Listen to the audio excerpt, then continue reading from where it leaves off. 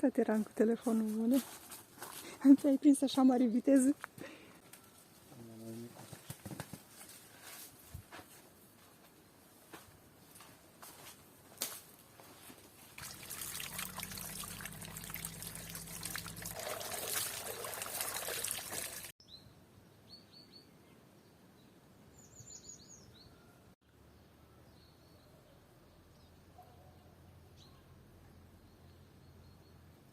Să încerc să le aduc și mâncare.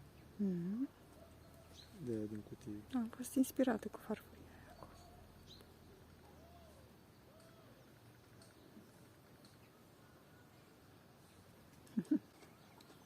Bun.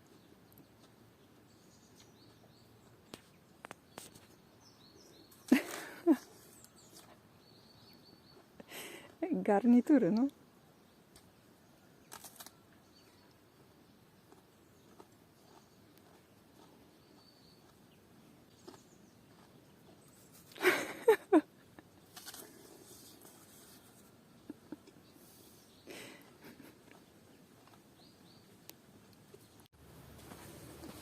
Bun găsit, dragilor, la un nou videoclip.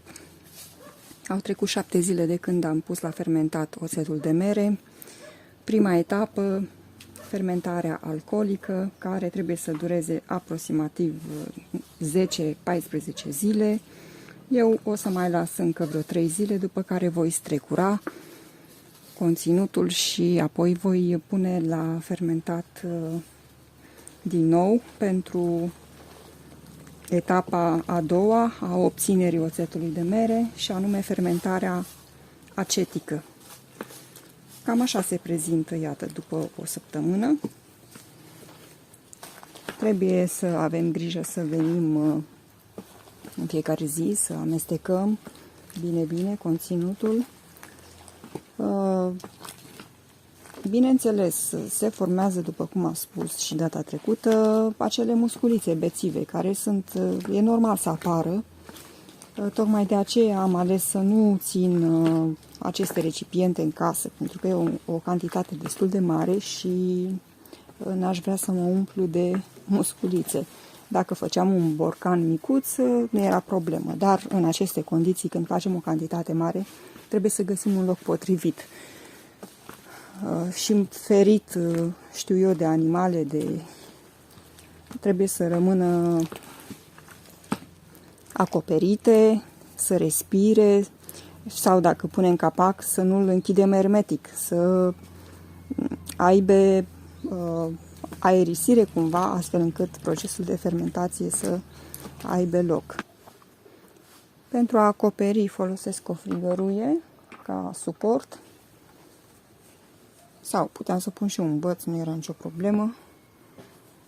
Important este să fie recipientul acoperit astfel încât să respire pentru a-și continua procesul de fermentație.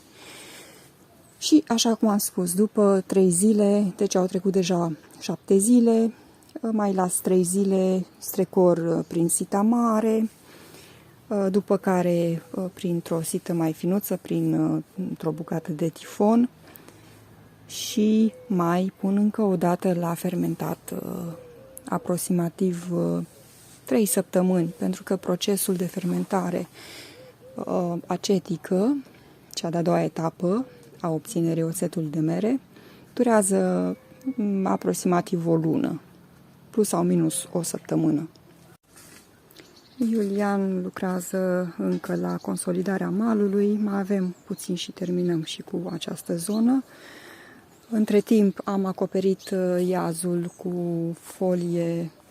cu plasă verde, asta ca să nu mai pice frunzele din copaci, să nu mai pice în iaz, în apă. De altfel, în anii trecuți acopeream și cu o folie de seră, pentru că eliberam găinile în grădină, întotdeauna le-am eliberat ca să se bucure și ele de libertate, dar acum dacă nu le mai avem, pentru că le-am tăiat, tocmai din acest motiv, pentru că n-am mai avut posibilitatea să le mai eliberăm, din cauza faptului că am făcut ceva modificări prin grădină, după cum am spus, am plantat căpșuni, atât în zona asta cât și în grădină în cealaltă parte, în grădina de legume, și dacă le-am fi eliberat ar fi stricat aici și căpșunile, plus straturile, ce am mai semănat și noi pe acolo. Și da, ne-am hotărât, după cum am spus, să le tăiem pe toate cu mare tristețe. Și acum nu am mai acoperit iazul și cu folie de seră.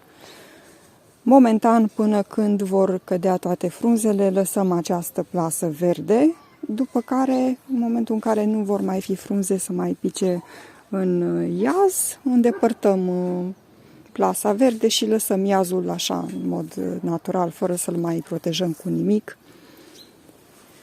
Pentru că are o adâncime de 1 metru și peștii la această adâncime sunt totuși protejați.